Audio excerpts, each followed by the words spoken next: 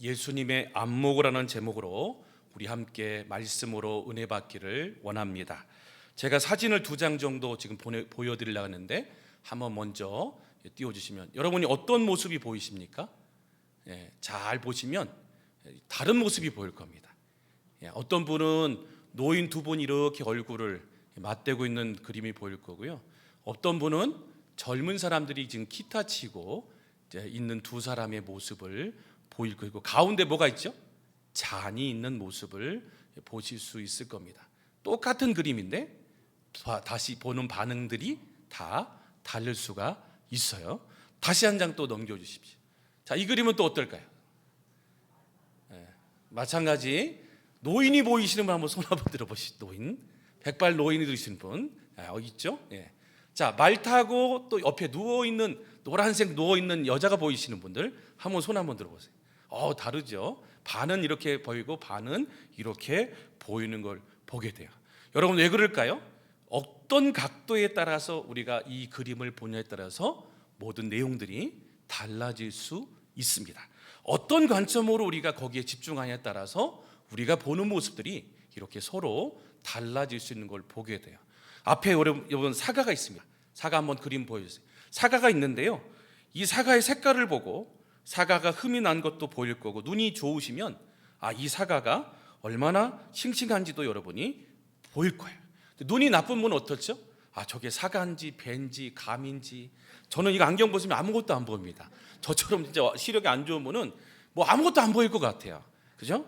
시력 때문에 많은 분들이 또 잘 보이는지 안 보이는지 하고 있는데요, 이 물건을 볼 수 있는 능력을 바로 시력이라고 합니다. 반면에 시각이라는 것이 있습니다. 시각은 또 뭘까요? 어떤 각도에 따라서 보냐에 따라 모양이 달라진다는 거예요. 사과가 똑같지만요, 여러분 위에서 보시면 그림 한번 보여주실래요? 아마 꼭지만 보이실 거예요, 위에서는. 그죠? 위에서 바라보면. 자, 옆에서 우리가 바라보면 뭐가 보이죠? 바로 이 평면에 그냥 네모가 보일 겁니다. 또 밑에서 바라보면 어떻게 되죠? 바로 밑에 뒤에 사과만 보이는 모습을 보게 될 거예요.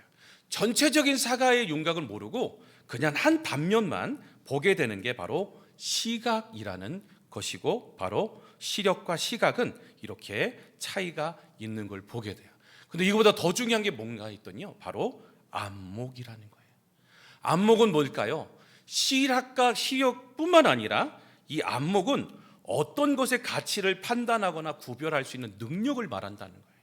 그래서 사과만 단순히 보고 끝나는 것이 아니라 사과를 다각도로 보면서 이 사과를 어찌하면 좋을지 생각하는 능력, 또 사과를 어디에 심으면 많이 날 수 있을까, 사과를 어떻게 재배해야 사람들이 많이 잘 먹을 수 있을까, 또 사과를 얼마에 사서 얼마에 팔아야지만이 농부에게 적당한 이유를 갖고 소비자가 만족할 수 있을까 하는 능력까지 생각하는 게 바로 안목이라는 거예요.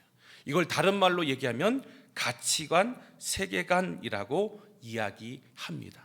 우리는 늘 시각과 시력에 의해서만 모든 것을 판단하고 살아간다는 거예요. 그런데 인생에서요, 시력도 중요하고 시각도 중요하지만 어떤 것을 여러분 생각하고 어떤 안목을 가지고 사냐에 따라서 인생이 불행하냐 행복하냐가 달려 있다라고 합니다. 가치관, 세계관이 어떻게 갖고 있느냐에 따라서 우리의 인생이 달라진다라고 말하고 있습니다. 그렇다면 여러분, 그리스도는 어떤 안목을 가지며 살아야 할까요? 우리는 다른 것보다 예수님의 안목을 가져야 할 줄로 믿습니다. 왜 그런가 했더니 우리는 예수님의 제자이고 예수님의 자녀이고 우리는 항상 예수님을 뒤따라가는 그리스도인이기 때문에 항상 세상의 안목과 가치관과 시각을 바라보고 사는 것이 아니라 예수님이 가지셨던 가치관과 세계관과 안목을 가지고 살아야 할 줄로 믿습니다. 요한복음 9장 오늘 1절에 7절까지 말씀을 우리가 읽었는데요, 이 말씀은 날 때부터 눈먼 한 맹인을 바라보는 안목의 차이를 이가 크게 있음을 우리에게 보여주고 있습니다. 지금 2사람이 등장합니다. 제자들이 등장하고요, 예수님이 등장하고, 똑같이 여러분 누굴 바라보고 있냐면 날 때부터 눈 못 보는 그 맹인을 바라보고 있어요. 그런데 똑같은 한 사람을 바라보고 있는데 그들이 생각하는 안목과 가치관이 예수님과 엄청 다른 것을 우리는 보게 돼요. 오늘 여러분 말씀하면 9장 2절에서 4절까지 하는 말씀을 한번 여러분 잘 그냥 보시기만 봅니다. 제자들이 먼저 물어보죠. 선생님, 이 사람이 날 때부터 맹인된 것이 자기의 죄입니까? 부모의 죄입니까? 라고 물어봐요. 그랬더니 예수님이 뭐라 그래요? 누구의 죄라 그래요? 누구의 죄라 안 하시죠? 뭐라고 얘기하시죠? 자기의 죄 때문도 아니고 부모의 죄 때문도 아니라고 말씀하세요. 그리고 하시는 얘기가 뭡니까? 하나님이 하시는 일을 이 사람을 통해서 드러내고자 합니다라고 말씀하고 있어요. 그러면서 하시는 얘기가 뭐냐면 지금은 나시기 때문에 내가 고칠 수 있다라고 이야기하면서 그 사람의 눈에 뭘 바르나요? 침의 진흙을 뱉어가지고 발라서 그 맹인의 눈에 발라가지고 실로암 못에 가서 씻으라고 했더니 맹인이 그 말씀에 듣고 순종해서 실로암 못에 갔다 왔더니 어떻게 됐다고요? 눈이 떠졌어요. 그 이야기를 오늘 말씀해 주고 있어요. 여러분, 오늘 이 말씀은요, 눈 뜬 게 중요한 게 아니에요. 오늘 예수님의 말씀의 본문을 여러분 포인트를 잘 보십시오. 기적이 눈 뜬 게 중요한 것이 아니라 예수님이 우리 사람들과 어떻게 다른 가치관을 가지고 계신지가 이 본문의 가장 중요한 예수님의 뜻이 담겨 있는 걸 보게 돼요. 세상 사람들은 여러분 똑같은 우리의 모습을 보지만 세상 사람들은 세상 사람의 가치관과 생각으로 우리를 판단합니다. 그런데 예수님은 똑같이 우리를 바라보시지만 우리의 바라보는 모습이, 가치관이, 세계관이 다른 것을 우리는 말씀을 통해서 우리는 보게 됩니다. 먼저 우리 제자들이 한번 세상 사람들이 보는 안목을 볼까요? 첫 번째로 한번 보겠습니다. 먼저 세상 사람들이 보는 가치관이 뭔가 했더니요, 1절부터 2절까지 한번 우리 같이 한번 읽어보겠습니다. 1절부터 2절 시작. 예수께서 길을 가실 때에 날 때부터 맹인된 사람을 보신지라. 제자들이 물어 이르되 랍비여, 이 사람이 맹인으로 난 것이 누구의 죄로 인함이니까? 자기니까? 그의 부모이니까? 라고 말씀하고 있어요. 여러분, 제자들은 왜 이런 질문을 한 걸까요? 이 질문은 사실 누가 얘기해야 돼요? 제자들이 얘기하면 안 돼요. 제자들은 뭐 눈 본 적도 없잖아요. 그런데 제자들이 이 사실을 궁금해하면서 예수님 앞에 물어보는 걸 보게 돼요. 근데 여러분, 이거는 차라리 맹인이 물어봐야 되지 않습니까? 예수님이 랍비 아닙니까? 선지자 아닙니까? 왜 내가 뭘 잘못했기에, 내 부모님이 무슨 죄를 지었기에 내가 이런 일을 당해야 합니까? 라고 오히려 맹인이 얘기해야 납득이 될 만한 이야기예요. 그런데 정작 맹인은 가만히 있는데 누가 물어봐요? 제자들이 물어봐요. 제자들이 누구의 죄 때문일까? 라고 자기끼리 막 싸우고 있어요. 제자들의 질문에서 여러분, 우리 무엇을 우리가 느낄 수 있을까요? 바로 이런 것을 느낄 수가 있어요. 내가 맹인 아닌 것에 안도하는 마음이, 내가 장애를 갖지 않았다는 우월감을 가지고 있어요. 나는 맹인과 같지 않은 죄를 짓지 않았다는 교만한 마음을 오늘 가지고 그들은 이렇게 그 사람을 판단하고 평가하고 하는 모습을 보게 됩니다. 세상의 사람들의 시각은요 똑같아요. 타인의 불행이나 고난을 불쌍히 여기기보다는 나의 불행이 아니어서 다행이라고 안도감을 갖고 그보다 나는 우월하다는 감정을 갖는 게 이 세상 사람들의 모든 시선과 상태라는 것을 우리는 보게 됩니다. 예를 한번 들어볼까요? 우리 집 아이가요, 대학에 들어가야 되는데 떨어졌어요.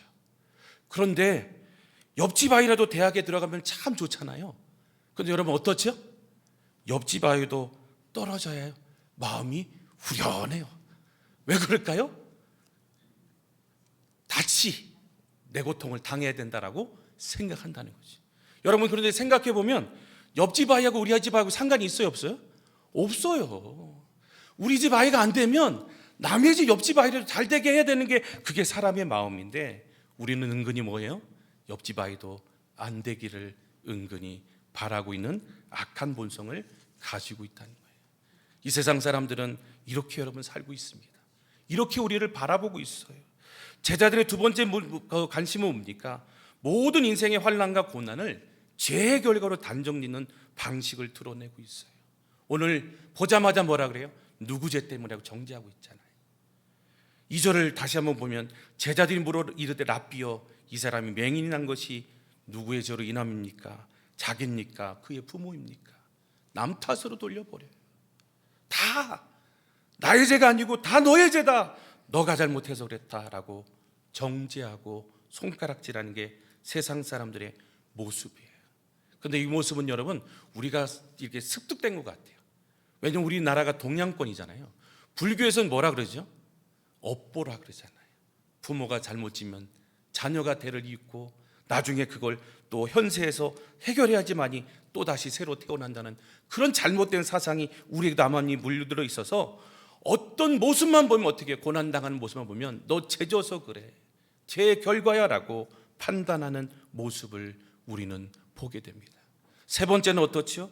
제자들은 환난과 고난 가운데 있는 맹인을 긍휼히 여기는 마음이 아니라 단지 호기심 어린 눈으로 바라만 보고 있어요. 불쌍하면 도와줘야 되는데 내가 어떻게 하면 저 사람 한편이라도 도와줄까? 내가 어떻게 하면 저 사람 사랑할 수 있을까? 이런 마음 가져야 되는데 누구의 죄만 따지고 있어요. 어떻게 된 거냐고 남에게 여러 물어보기만 하고 그들에게 더 상처 주는 아픔만 주고 있는 것을 보게 됩니다. 오늘 여러분 잘 생각해 보세요. 우리 주변의 세상 사람들의 시각과 관점과 안목은요, 우리를 바라보는 모습이 똑같다는 거예요. 우리가 한번 어려워 보십시오. 고난당해 보십시오. 얼마나 여러분 뒤에서 수군거리고 비난하고 헐뜯고 하는 경우가 얼마나 많이 있습니까? 세상을 보면 압니다. 인터넷 요즘 발달돼서 뭐가 되죠?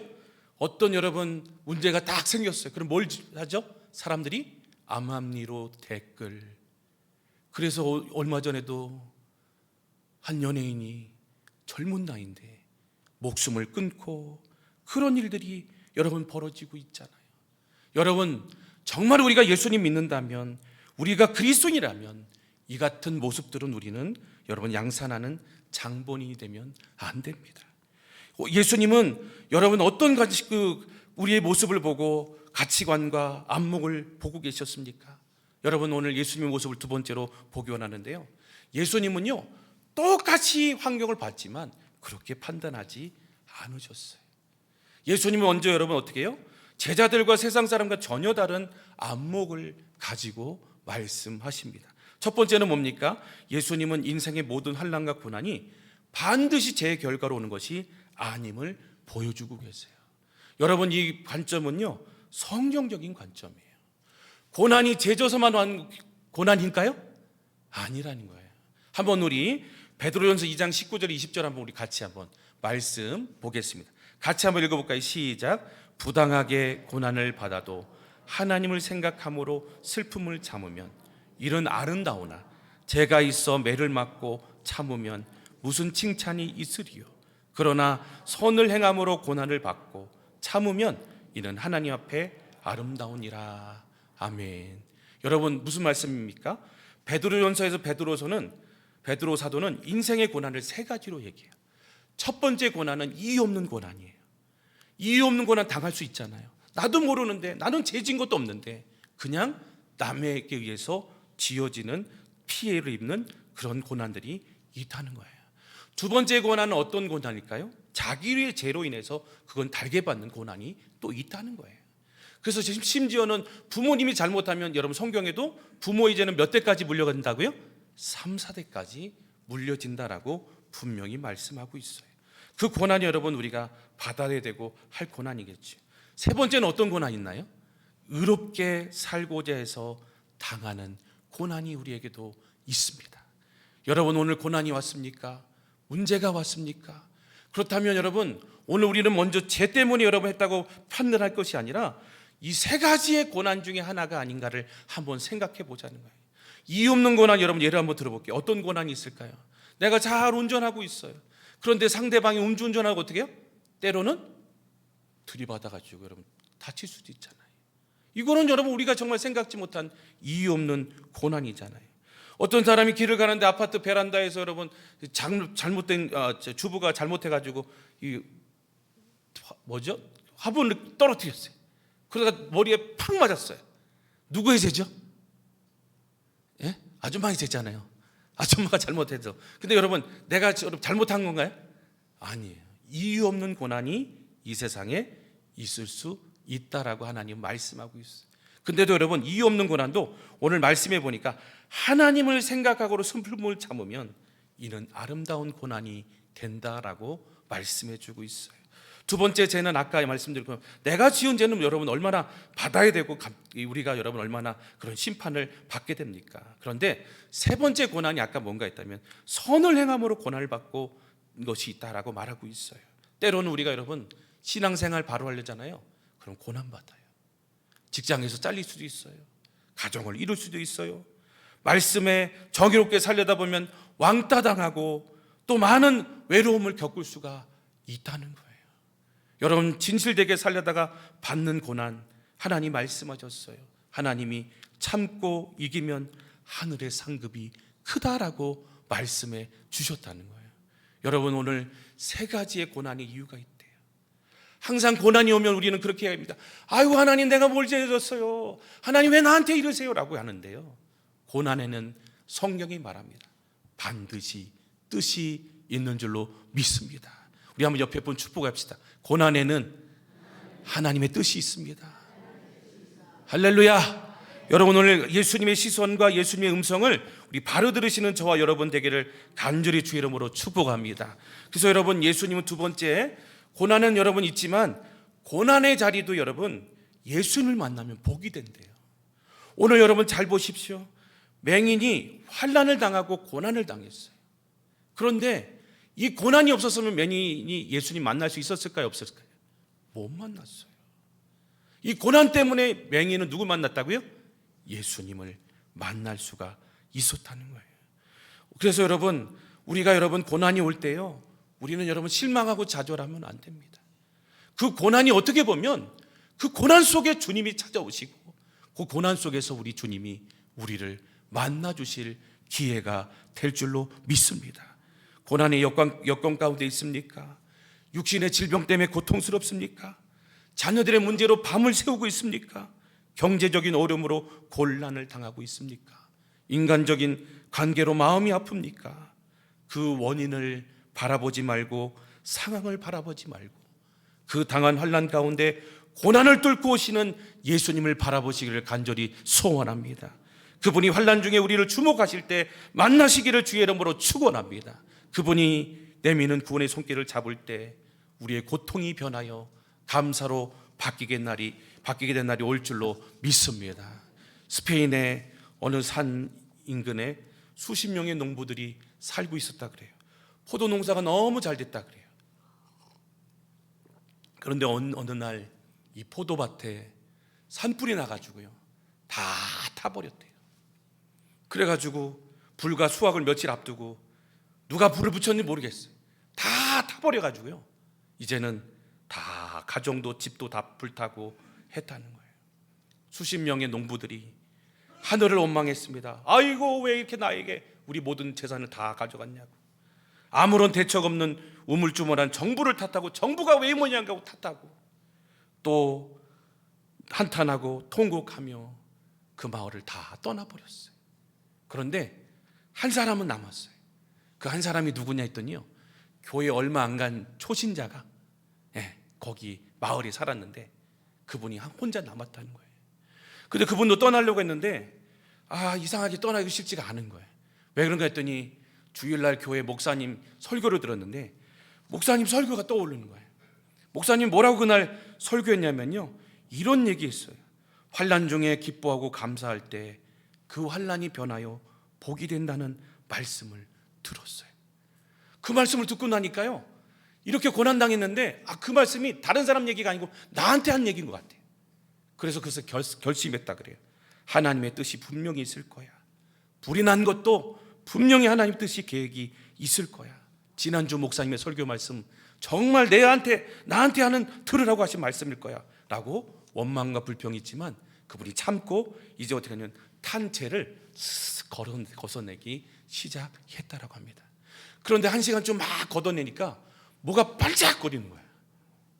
반짝거려가지고 보니까 탁 해보니까 뭐가 나오냐면 은덩어리들이 나오는 거예요.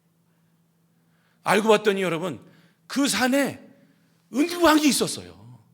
근데 그 당시에는 풀이 덮여 있고 이러니까 안 보였던 거예요. 그런데 화재로 다 녹아내린 게 뭐가 있어요? 은광이 있었어요. 그래서 원망하고 불평했던 사람들은 다 떠나갔는데 이 사람이 어떻게 해요? 벼락부자가 돼가지고 은강을 다 캐내가지고 포도 농사 내는 것보다 100배의 결실을 거둬가지고 하나님이 하셨다라고 고백했다는 얘기가 있습니다. 여러분, 이미 불은 났어요. 이미 농사는 망쳤어요. 불평하고 떠나도 그 사실은 변하지 않고요, 또 감사하며 다시 시작해도 그 사실은 변하지 않는 게 우리의 현실입니다. 여러분, 어떤 것을 택하시겠습니까? 불평하고 떠나면 평생 상처로만 남지만 감사하면서 다시 시작하며 하나님이 여러분 주실 복을 기대하면서 우리가 나아간다면 하나님은 여러분 또 다른 계획과 길을 우리 인생 가운데 열어주실 줄로 믿습니다. 옆에 분에게 축복합니다. 고난 뒤에 하나님의 복이 임합니다. 할렐루야. 여러분, 고난 뒤에 하나님의 복이 임하시기를 간절히 축원합니다. 세 번째는 여러분, 주님이 오늘 바라보시는 관점이 뭡니까? 고난 중에도 예수님께 순종하면요, 기적이 일어나요. 여러분, 예수님이 오늘 잘 아시는 얘기잖아요. 자, 맹인을 오늘 다 오게 하신 다음에 뭐 어떻게 하셨죠? 진흙을 바르게 한 다음에 우리 5절부터 7절까지 한번 우리 말씀 읽어보겠습니다. 시작. 내가 세상에 있는 동안에는 세상의 빛이로다. 이 말씀을 하시고 땅에 침을 뱉어 진흙을 이겨 그의 눈에 바르시고 이르시되 실로암 못에 가서 씻으라 하시니, 실로암은 번역하면 보냄을 받았다는 뜻이라. 이에 가서 씻고 밝은 눈으로 왔더라 라고 하고 있어요. 저는 여기가 이해가 안 돼요. 아니, 누군 맹인인데 왜 또 가가지고 씻고 오라 그래요? 아니, 그 자리에서 예수님이 고칠 수 있잖아요. 맞죠? 아니, 눈 떠져라 하면 떠지는 거 아니에요? 그죠? 근데 예수님은 이상해요. 장난치시는 것 같아요. 진흙에다 눈을 바르고 어떻게 해요? 실로암 못에 가서 씻으라 그래요. 근데 여러분, 여러분이 맹인이라고 우리가 한번 생각해 보세요. 어려워요, 쉬워요? 어려워요. 실로암 못 사진 한번 띄워줘 보실래요? 제가 한번 실로암 못을 보면 이못이에요. 여러분, 내려가다가 어떻게 해요? 자빠질 수도 있어요. 가다가 걸려서 넘어질 수도 있어요. 맹인으로서 여러분 움직인다는 게 여러분 쉬운 건가요? 너무 어려운 거예요. 죽는 것보다도 어려운 거예요. 저기 가는 게. 근데도 여러분, 예수님은 일부러 눈에 진흙을 바르시고 그 다음에 뭐예요? 실로 한번 가서 씻고 와라라고 명령하셨어요. 왜 그러셨을까요? 예수님이 그냥 단순히 장난치시는 게 아니에요. 중요한 의미가 여기 속에 있어요.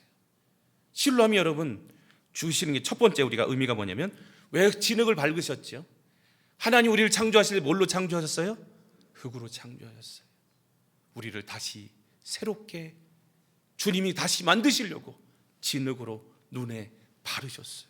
우리 고린도후서 5장 17절 한번 같이 읽습니다. 고린도후서 5장 17절. 그런즉 누구든지 그리스도 안에 있으면 새로운 피조물이라. 이전 것은 지나갔으니 보라 새 것이 되었도다라고 말씀하고 있어요. 주님이 새 것 만드시기 위해서 진흙을 바르셨어요. 침을 바르시고, 어우 더러울 수 있잖아요. 내 침도 더러운데 남의 침을 갖다가 바르시는, 이게 얼마나 더러운 거예요. 그래도 끝까지 순종합니다. 두 번째, 실로암이 여러분 어떤 장소일까요? 성경에도 본문이 뜻이 나오죠. 실로암이 어떤 곳이라고요? 보냄을 받은 곳이에요. 여러분 기억나십니까? 이 땅에 죄인들과 세상에 방황하는 영혼들, 병든 자들 고치기 위해서 보냄 받으신 분이 누구실까요? 예수님이에요. 실로암은 단순히 면못이 아니라 주님입니다. 주님에게 가서 씻어라라고 오늘 예수님이 그 순종하는 모습을 기대하고 그에게 명령하신 걸 보게 돼요. 여러분 얼마나 힘들어요. 그런데도 주님 아니면 나는 살 수 없어요. 주님 만나지 않으면 나는 고침받을 수 없어요. 그 믿음 가지고 한 발짝 한 발짝 가서 힘들고 힘들었지만 실로암을 찾아가서 그 못에 내 눈을 씻을 때 오늘 역사가 일어납니다. 태어날 때부터 못 봤던 눈이 다시 회복되고 그 주님 때문에 다시 새로운 인생을 하나님이 하셨다고 고백할 수 있는 인생으로 변화되게 되는 것을 보게 됩니다. 오늘 고난 속에도 우리가 주님 만나면요, 순종하면 기적의 역사가 우리 인생에도 시작될 줄로 믿습니다. 그게 바로 여러분 실로암 사건의 기적이라는 거예요. 오늘 그 예수님 다시 만나면요, 오늘 그 예수님 때문에 다시 우리 보혈의 피로 씻으면 죄와 포로에서, 질병에서 깨끗하게 해방된다라고 말씀하고 있습니다. 요한복음 우리 4장 13절 14절 같이 한번 우리 읽어봅니다. 시작. 예수께서 대답하여 이르시되 이 물을 마시는 자마다 다시 목마르려니와 내가 주는 물을 마시는 자는 영원히 목마르지 아니하리니 내가 주는 물은 그 속에서 영생하도록 솟아나는 샘물이 되리라. 주님의 실로함에 씻으면 마시면 영원히 솟아나는 샘물로 바뀌어진 것을 보게 됩니다. 순종하면, 주님 만나면 어떻게 해요? 놀라운 새로운 인생이 우리 가운데 시작된다라고 주님이 오늘도 말씀해 주고 계십니다. 그래서 마태복음 11장 28절에 수고하고 무거운 짐진 자들아 다 내게로 오라 내가 너희를 쉬게 하리라. 여러분, 우리 그 주님 앞에 오늘 믿음으로 순종하고 주님 손 붙잡으시는 저와 모든 분들 되기를 간절히 소망합니다. 그럴 때 여러분, 정말 내 인생에도 기적의 역사들이 믿음과 순종 통해서 일어나게 된다는 것을 여러분 보게 됩니다. 우리 이 이야기를 통해서 하고 마치려고 하는데요, 미국의 역사를 보면 역대 대통령 중에서요 가장 키가 작고 또 인물이 못생긴 사람이 누군가면 율리시스 그랜트라는 대통령이에요. 이 대통령은 18대와 19대 미국을 이끌어갔던 대통령이 바로 율리시스 그랜트라는 분입니다. 이분이 153cm예요. 키가 작죠. 또 108kg이라고 63세까지 죽기까지 그렇게 했는데 사람들이 뭐라고 했냐면 바로 난쟁이라 그랬어요. 그리고 온갖 성미병이 있어요. 그런데 이분은 그래도 기독교 독실한 가정에 자라났고 또 늘 가정 예배를 드렸어요. 가정 예배를 드리는데 아버지가 항상 이렇게 얘기하셨다 그래요. 기독교인은 어떤 역경이 있어도 포기하지 않고 절망하지 않는 존재다. 하나님이 나와 함께 하심으로 우리는 항상 승리하는 존재가 될 거야 라고 이 그랜트에게 늘 얘기하셨다는 거예요. 근데 이 사람이 여러분 이제 육군 사관학교에서 장교를 입관했는데 키가 작다고 막 사병들이 놀리고 난징이랑 놀리다 보니까 나중에 멕시코 전쟁에는 나가 큰 공을 세웠지만 외모가 별 없어가지고 그냥 사라졌어요. 그래서 여러분 나중에 결혼했는데 결혼도 잘 안 돼요. 직장에 갔는데 직장도 잘 안 돼요. 그러니까 여러분 뭘 마셨을까요? 주류협회 회원이 되셔가지고요, 양주, 소주, 맥주 막 마시기 시작하셨어요. 그래서 나중에 어떻게 하냐면 불명예 퇴진을 당했어요. 그래가지고 시골로 조용히 내려갔는데 어떤 전쟁이 발발해? 남북전쟁이 일어난 거예요. 그래서 링컨 대통령이 태역 장교까지 징발령을 내려가지고 이렇게 현장에 복귀해가지고 이분이 다시 장교가 돼가지고 막 했는데 전투마다 막 승리를 거두게 돼서 나중에는 링컨 대통령이 국군 총사령관으로 임명하고 남북전쟁을 승리로 이끈 바로 육군 참모총장까지 가게 되고 그걸 통해서 대통령을 2번씩이나 하게 되었다는 거예요. 그런데 여러분 또 불행이 와요. 청년만게 살았는데 퇴직금으로 어떻게 하냐? 친구가 다 사기를 친 거예요. 그러다가 여러분 또 어떻게 일이 벌었냐? 설상가상 후두암이 걸렸어요. 말을 못해요. 이제는 끝이에요. 하루하루에 생계가 없어요. 어떤 돈도 없어요. 병원도 못 가요. 점점 몸은 마비가 되었어요. 그때 그를 살린 건 어렸을 때 아버지가 하셨던 말씀이에요. 어떤 상황에서도 기독교인은 절망하거나 낙심하지 않는 것이다. 그 말을 들은 거예요. 그래서 하나님께 여러분 나가서 기도했다 그래요.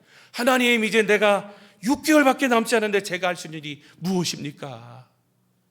그랬더니 하나님이 야, 너 글을 좀 써봐. 너의 얘기를 한번 글을 써봐. 그래서 뭘 썼냐면 바로 자신의 회고록을 기록을 하기 시작했어요. 그런데 여러분 이 회고록을 본 사람들이요 너무나 감동을 받고 너무나 힘을 얻는 거예요. 왜 그런가 했더니 다 자기의 모습이더라고요. 그래서 어떤 사람은 컴플렉스에 시달렸는데 그 대통령의 회고를 보니까 힘이 생기는 거예요.